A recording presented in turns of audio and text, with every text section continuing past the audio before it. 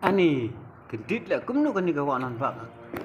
Kawan sang kani karong ni, naik kani kami.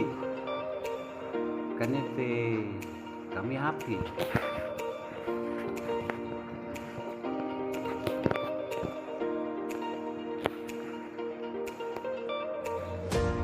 Sidon bok, bok aklem ne Islam.